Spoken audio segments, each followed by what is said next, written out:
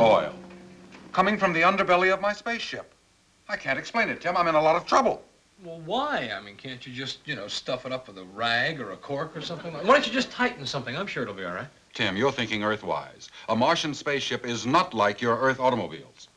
Well, a few minutes ago you said it was. No, I said like your Earth automobile, a Martian spaceship cannot stand idle in the garage. Stagnation, inertia, corrosion sets in. Oh. Well, why don't you just put it up on jacks and drain it all out? No, but it shouldn't taste like this time of the year. Tim, a Martian spaceship cannot be put up on jacks. It cannot be drained out. Like a fine racehorse, like a champion fighter, to keep in shape, it has to be exercised. Oh, well, then why don't you just give it a couple of laps around the garage? Oh, it tastes just like oil. How can you tell the difference? Because I'm a Martian. And I've got to get in cycle before your seasons change. Well, what are you talking about? Like you put antifreeze in your car radiators, well, the structure of a spaceship is also affected by the weather. Tonight. Tonight. And even tonight may not be soon enough. Well, what do you mean tonight? What are you talking about tonight? What? Well, I must fly tonight. I must fly my spaceship tonight. You can't. I have to. You can't. Tim, there's an old pop song on Mars. It goes like this. You can't say you can't to a Martian because there's nothing a Martian can't do. You can't. UFO. I what? UFO, initials, unidentified flying objects. Is that a song down here that I don't know about? No, it's very, very serious. Unidentified flying object. They have an office down here for that kind of thing. Well, IASV IMCR. What is that, initials? What does that mean? Is that Martian? No, it's something I just made up to go along with your initials. It means I'm very sorry. It's my calculated risk. If the weather is right, we fly tonight. Tonight we fly. We? Me.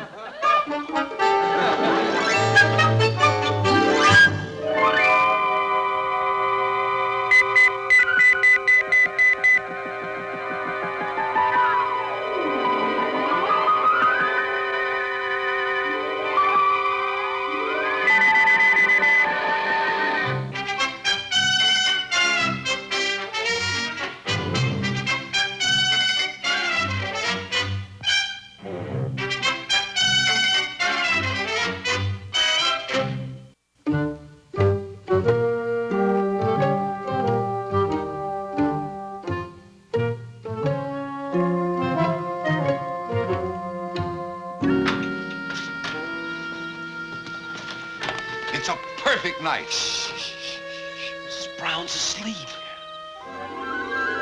Boy, I still don't believe it. Mrs. Brown.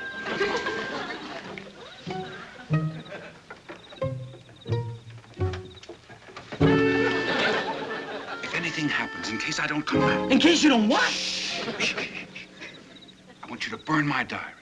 Destroy all traces of my having been here. No, wait. What do you mean in case you don't come back? Now, what could possibly go wrong? You're going to be coming back. Tim, I'm just trying to be cautious. In case I crash, it would be better if people thought I'd just arrived, rather than think I've been here for any length of time. Well, now, look, you don't want to cause any panic, do you? No. Well, then go back upstairs.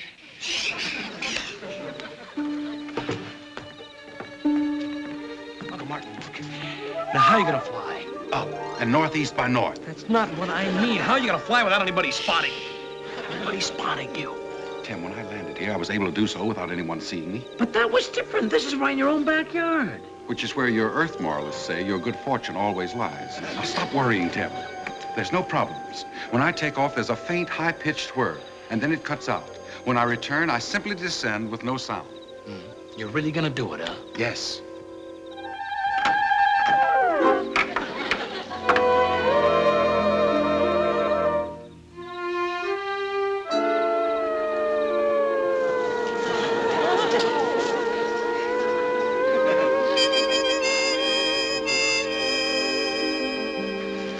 How long are you going to be? 58 minutes, 7 seconds, and 3 brups. Brups? Oh, I never did explain that to you, did I? Well, it's a Martian concept of fine time. It's in between the seconds. Oh, well, it's not important. 58 minutes is enough for you.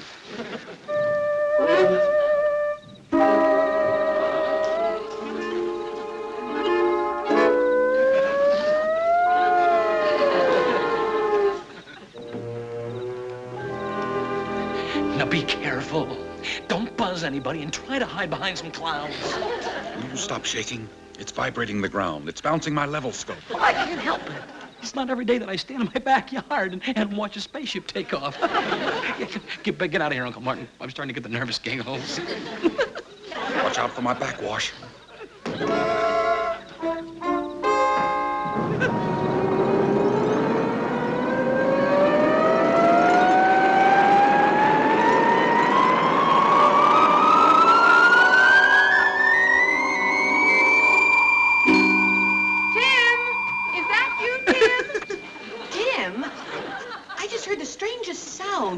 Did you hear the strange sound? Sound? No. I've just been standing around. And when I opened the door, I'd swear that you were standing here giggling. Giggling? Oh, yes. Well, I guess you caught me, Mrs. Brown. I'm a giggler.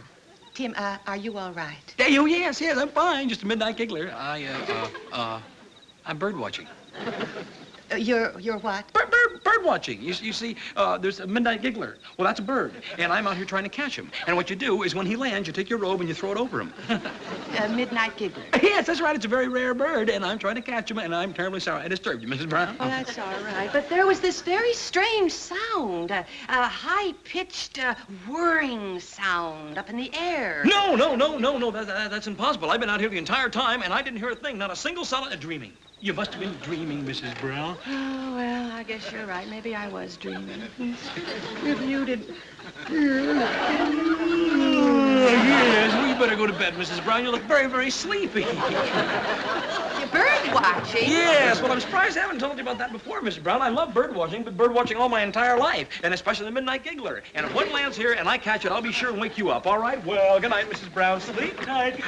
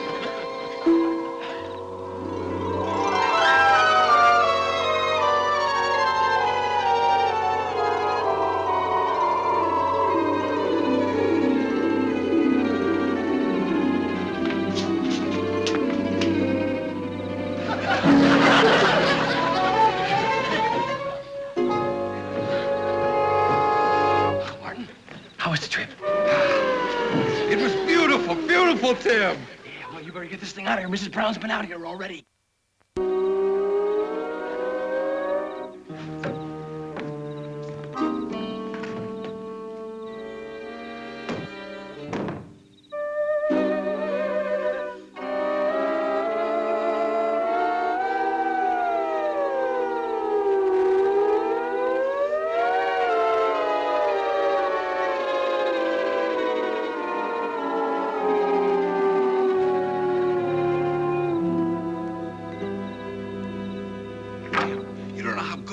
To know that your spaceship is...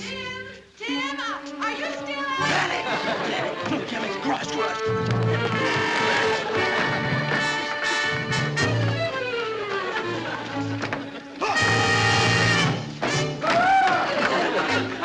Shit! Oh, you are still here. Yes. Have you been watching for your midnight giggler all this time? Yes. Then you must have seen it. No. No, not your bird, that thing in the sky. The thing up in the sky? What thing? What sky? Well, I don't know. It was about up there someplace. It was shooting across the sky. I thought you were asleep. Well, I was, but, well, not really. I kept tossing, and then I looked out my window, and I saw this, well, I don't know what it was, shooting across the sky. Nightmare. What? Yeah, well, you see, you were dreaming again, only this time you were having a nightmare. But I wasn't asleep. Oh, Oh, but of course you were. But that's the way it is with nightmares. You see, you think you're awake, but you're really asleep. Because if you knew that you were asleep, it wouldn't be a nightmare. Oh, I guess you're right. Good night. Good night, Jim. Good night. I hope you get to see your bird. Oh.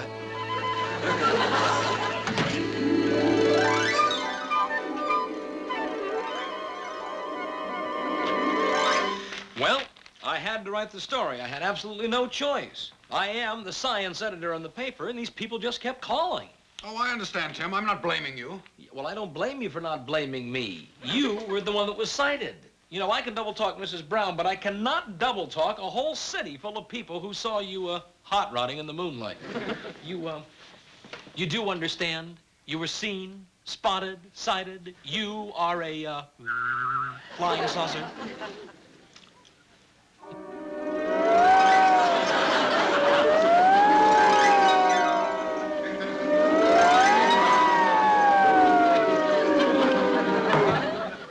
What's so frightening about a flying saucer?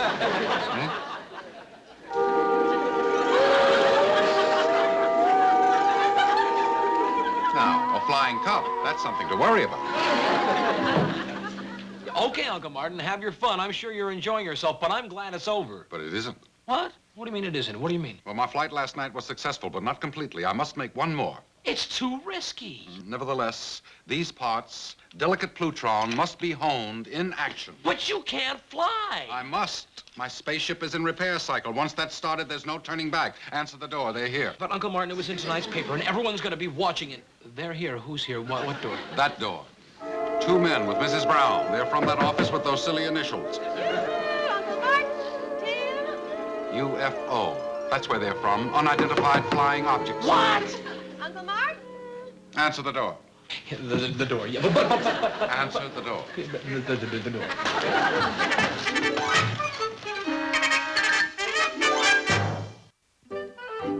So when I read your article in this afternoon's edition and realized that I was right last night, and it wasn't a nightmare, you know, when you were out there looking for your bird. She called our office and told us that she saw a UFO right outside her window.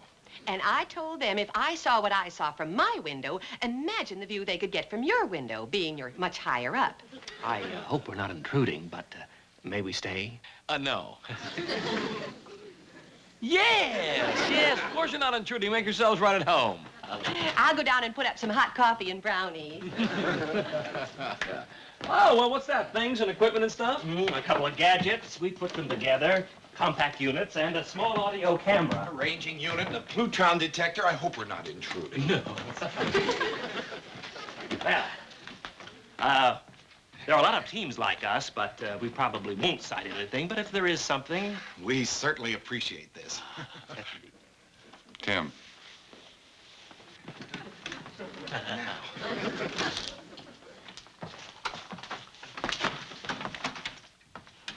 Very shrewd move on your part. Yes, I thought so. But it won't work. I'm still going out tonight. Oh, but you can't. Not with them in the house. With them in the house. They've got testers, they've got counters, they've got a plutron counter, and they can zero in on my spaceship in the garage in a second. And one of them's got an electronic beeper that makes my antennas rise and whistle. Uncle Martin? Fly.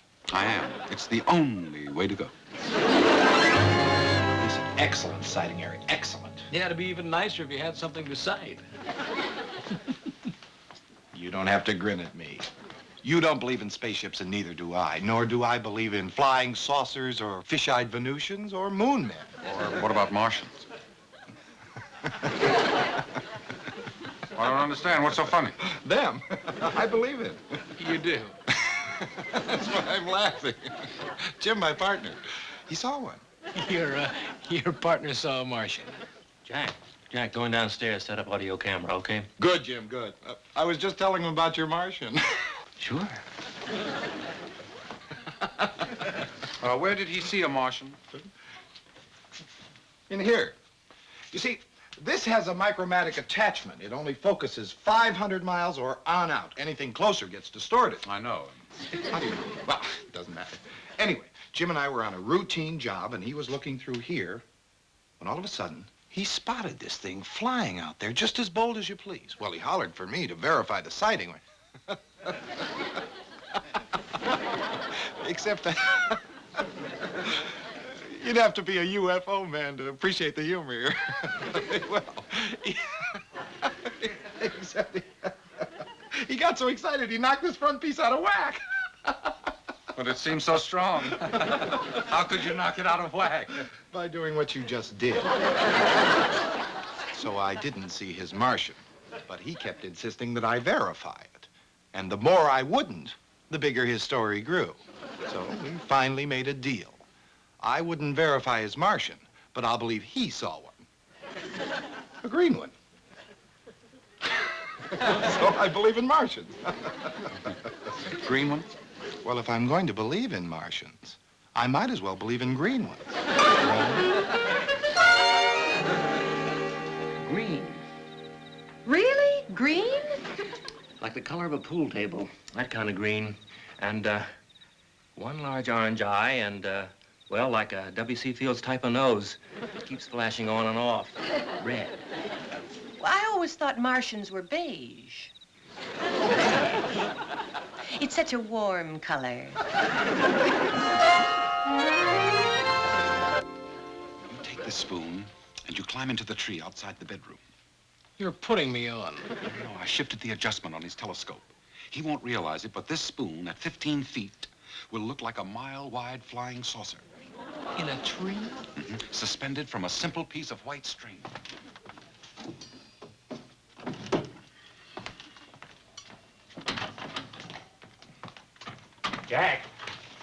Jack, got the audio camera all lined up. Any UFOs that come zipping around here. Good. What's that? Oh, this is a plutron counter. Oh, of course. It's really quite simple once you know how to operate it. Now, we take this plutron and we throw off his counting machine. Well, how do we do that? With Mrs. Brown. During the panic, turn on the garbage disposal unit. I rewired it this morning. Its frequency pitch is in audible range with my spaceship. You put the sink in sync? Isn't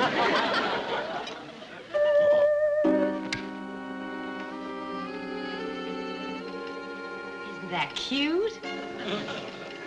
Jim. Yeah, I see. Something wrong? You sure you got it zeroed right? Perfect. Everything's perfect. Well, what's wrong? What is it?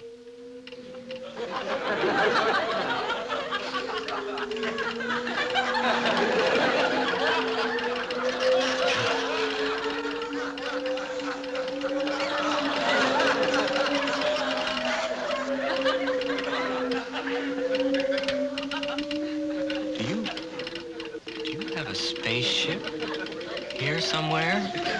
Parked?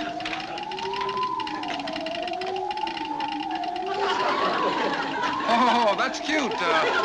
What is that?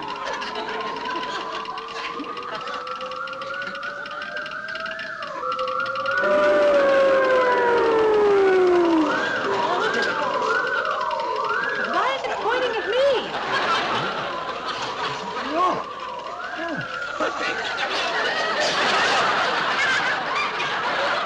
Jim, it's going crazy. I can see. What do you think? I can't see? Give it a 10. Keep that thing away from me. Why is it looking at me? Please, gentlemen, do something about that. Shoot! Woman, I'll just figure it out. You turn on the garbage disposal. Now, when they come running up the stairs, you climb out the window and get into the tree and dangle that spoon like I told you.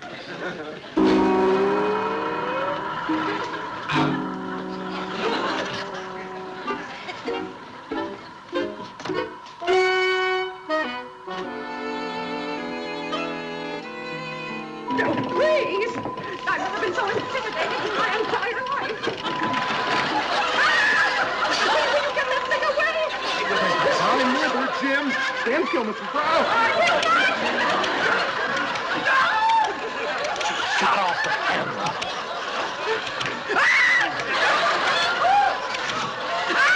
Well, shut it off.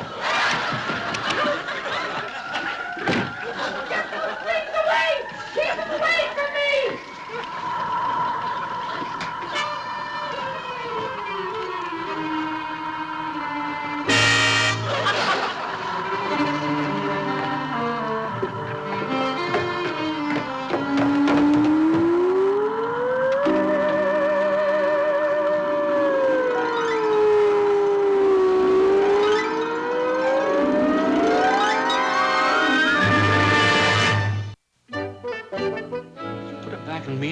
seem to be in scope. The meter's in. The uncle grabbed it, but I put it back, I think. 500 miles.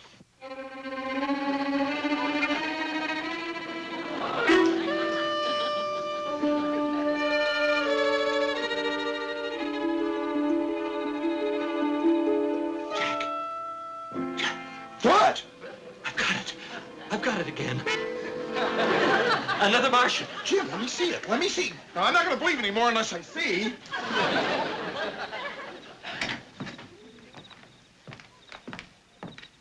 Tim? I'm telling you, Jim, no seeing is no believing. Take a look yourself.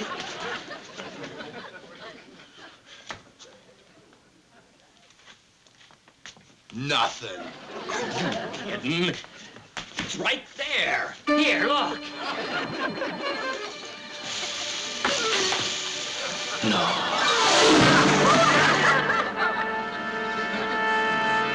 Where'd he go? Come back, you green. Tim, are you hurt? Now, what were you doing up in the tree? This is no time to be looking for your midnight giggler.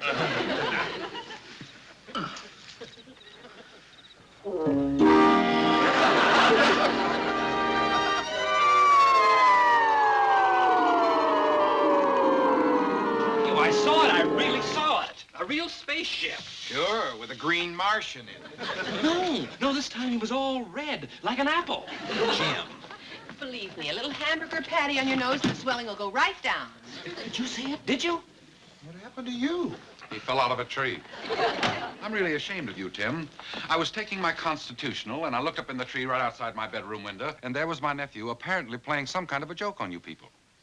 Oh, he was looking for the midnight giggler.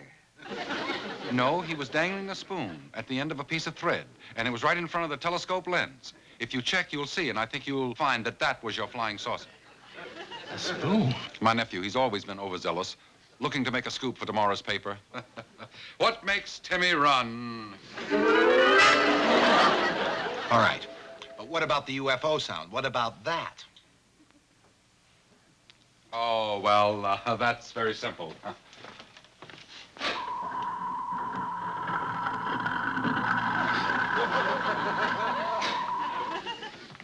What? Then it was a nightmare. What was I doing dreaming about your garbage disposal?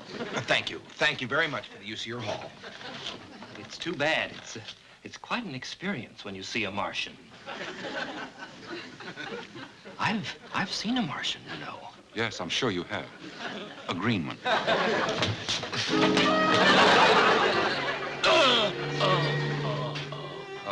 It's a little raw. He likes it well done. Well done, coming up. Well done. Well done. Oh. You know, I was just thinking how wild that really was. My being in that tree and dangling that spoon in front of that telescope, making like a spaceship. I appreciate it, Tim, and I'm glad you didn't hurt yourself too badly falling out of that tree. Oh, listen, that was nothing. I was just glad you were able to get that spaceship up into the air and make the adjustments and fix that Glink oil leak. You know, I can't get over how wild that really is. Being able to fly out of here without anyone noticing you. You know, beside Mrs. Brown and my newspaper, you had those 2 UFO investigators in here right in the house. You flew out right from under their noses. And that's why this last one is nothing to worry about. They're gone. All is asleep, and it is the end of my cycle and the correction of the stagnation. Oh, is that Uncle Martin? I didn't hear what you said. What was that about correction? Uncle Martin?